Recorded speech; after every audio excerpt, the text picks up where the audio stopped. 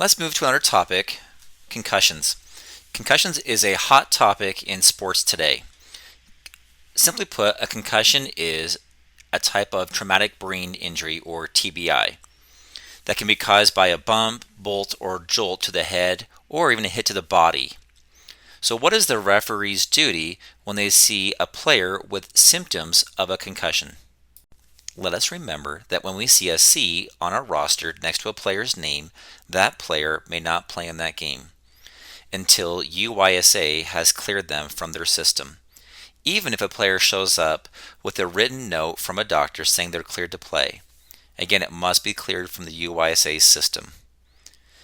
This also goes for a red card or a concussion, the R or the C. It must be cleared on the UYSA's system before a player is allowed to return to play. Let's talk about the practical guidelines for referees when dealing with signs of a concussion.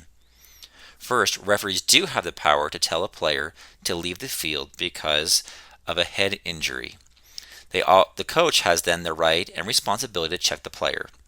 The coach may send the player back on the field of play if they believe the player does not have a concussion.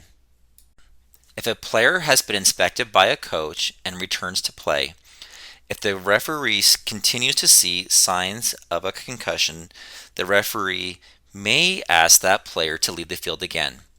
If there is ever loss of consciousness, 911 needs to be called. This is not necessarily the referee's job, but it can be delegated to a parent or spectator or a coach.